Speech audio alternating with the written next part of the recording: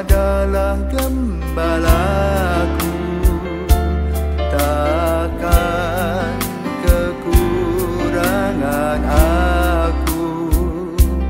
Ia membaringkan aku di padang berumput hijau.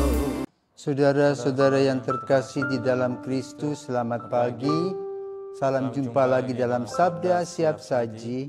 Rabu 24 Januari 2024, peringatan Santo Fransiskus dari Sales, Uskup dan Pujangga Gereja. Dalam nama Bapa dan Putra dan Roh Kudus, amin. Amin. Pemimpin mulia, Bapa bijaksana, yang hari ini kita peringati, kini berjaya penuh sukacita di surga Baka. Diberi beban memegang pimpinan selaku guru imam umat baru, dengan teladan memberi bimbingan di keuskupan. Semoga kita ditolong doanya dan menerima pengampunan dosa, dihantarkannya menuju ke surga menghadap Bapa. Dimuliakanlah Bapa Mahamura bersama Putra Penebus dunia, Roh Kudus pula penghibur gereja selama-lamanya.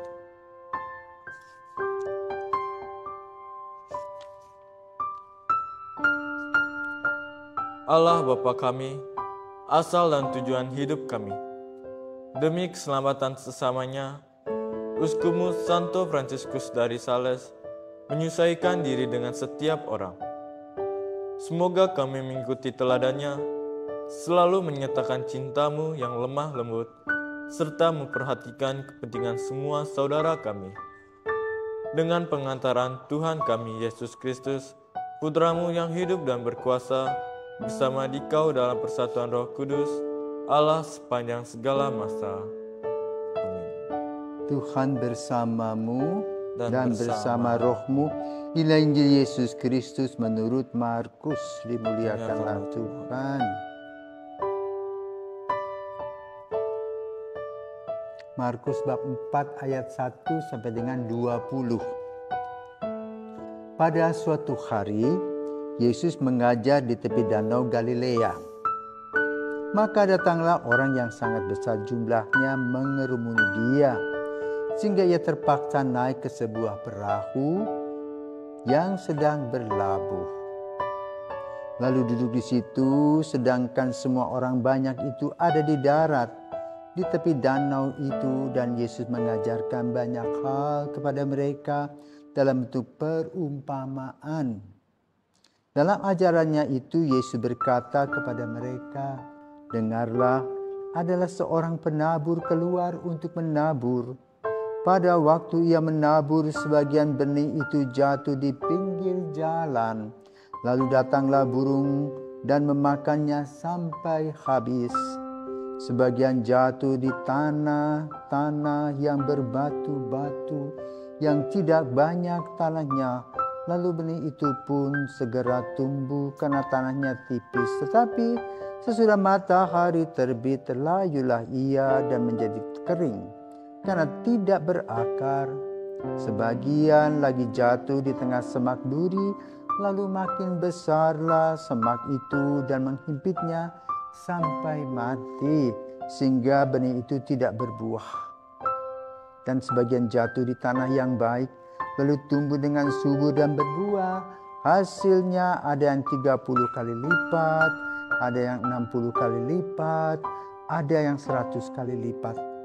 Dan Yesus bersabda lagi, "Siapa mempunyai telinga untuk mendengar, hendaklah ia mendengar." Ketika Yesus sendirian, pengikut-pengikutnya dan ke-12 murid menanyakan arti perumpamaan itu, jawabnya, "Kepadamu telah diberikan rahasia kerajaan Allah, tetapi kepada orang-orang luar segala sesuatu disampaikan dalam perumpamaan, supaya sekalipun melihat mereka tidak menangkap, sekalipun mendengar mereka tidak mengerti, biar mereka jangan berbalik dan mendapat ampun." Lalu Yesus berkata kepada mereka, "Tidakkah kamu mengerti perumpamaan ini? Kalau demikian, bagaimana kamu dapat memahami semua perumpamaan yang lain?" Penabur itu menaburkan sabda. Orang-orang yang di pinggir jalan tempat sabda itu ditaburkan ialah mereka yang mendengar sabda. Lalu datanglah iblis dan mengambil sabda yang baru ditaburkan di dalam mereka. Demikian juga yang ditaburkan di tanah yang berbatu-batu ialah orang-orang yang mendengar sabda itu dan segera menerimanya dengan gembira.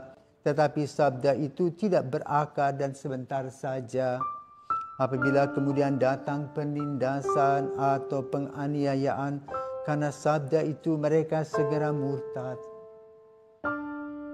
Dan yang lain yang ditaburkan di tengah semak duri ialah orang yang mendengar sabda itu, tetapi sabda itu lalu dihimpit oleh kekhawatiran dunia, tipu daya, kekayaan dan keinginan-keinginan akan hal yang lain, sehingga sabda itu tidak berubah.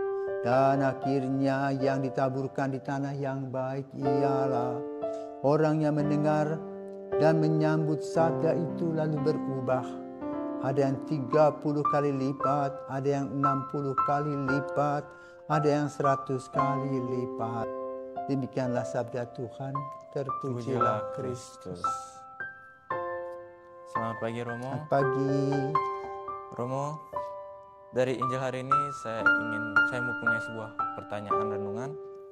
Kita ini mengenal istilah hidup adalah kesempatan. Kita digunakan oleh Allah untuk menjadi berguna bagi sesama kita. Terdapat juga seperti perumpamaan, kita harus menjadi lebah, jangan menjadi lalat. Menjadi lebah untuk menghasilkan madu dan tidak menjadi lalat yang menghasilkan penyakit.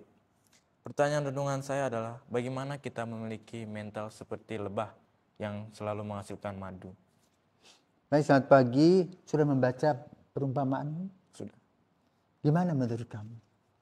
Pertanyaanmu kamu bisa jawab itu sendiri. Ada 4 jenis tanah, ada 4 jenis orang. Ya, orang yang mana yang kamu pilih? Orang yang benihnya itu jatuh di tanah yang baik. Kan? Tanah yang baik. Jadi ada orang yang punya komitmen, orang yang punya integritas, orang yang tahu dan paham akan karunia yang Tuhan berikan kepadanya. Dengan kata lain, dia selalu mencari dan menjadi dirinya sendiri. Ya, sehingga apapun yang dia alami membuat mereka atau kita bahagia dan gembira. Ini yang sebenarnya yang mau ditekankan. Karena itu pada hari ini kita juga merayakan seorang kudus bernama Santo Franciscus de Sales, ya, yang lahir sebagai seorang Perancis. Dengan gampang angkanya 1, 5, 6, 7, ya. Tuh. Lalu dia meninggal tahun 93 tanggal 28 Desember. Orang tuanya kaya raya. Maka sebagai orang kaya pada abad itu, dia sekolah yang boleh katakan hebat. Ya. Ada private school yang menerima anak-anak yang berduit. Ya. Tetapi sayang, rupanya mereka itu tinggal di Perancis bagian utara yang berbatasan dengan Jerman.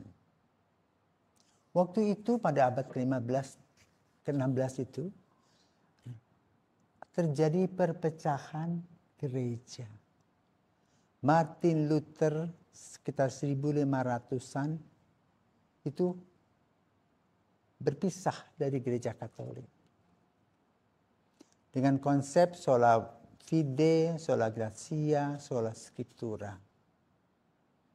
Maka banyak orang yang tidak sekolah ikut. Nah, lalu Franciscus de Sales ini melihat kepergian orang-orang Katolik menjadi Protestan. Dia mengutarakannya pada ayah.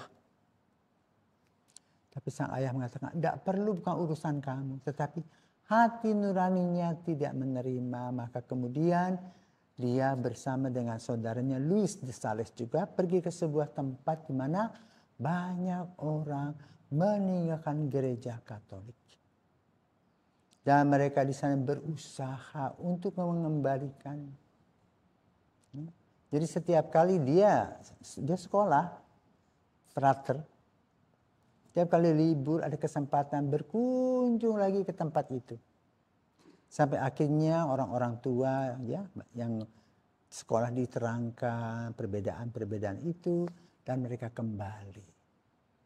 Maka kemudian ketika dia sudah menjadi imam, Fransiskus ini menjadi uskup di Geneva, Swiss. Dan dia adalah tanah yang baik. Yang harus kamu ikuti, yang seperti kamu rindukan itu. Bagaimana kita menjadi orang yang betul berkualitas. Dalam hal iman, dalam kasih, dalam harapan. Itu melihat ya, situasi kondisi yang harus kita perbaiki, kita ubah. Entah dari kemalasan, entah dari korupsi, entah dari kejahatan. Dengan doa dan karya kita yang keras sebagaimana yang dilakukan oleh Yesus. Dengan memberikan perumpamaan, Yesus ingin menyadarkan orang, lapisan orang itu. Ya, orang yang tidak percaya sama Tuhan, orang yang hidupnya semau gue, orang yang hidupnya tidak bertanggung jawab. Dan berharap ada orang-orang yang hebat. Seperti Santo Fransiskus de Sales itu.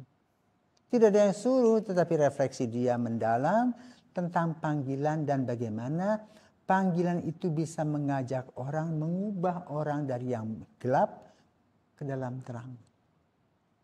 Nah, itulah tugas kita setiap hari. Maka mari kita berdoa kepada Santo Fransiskus de Sales. Santo Fransiskus de Sales, doakanlah kami. Amin.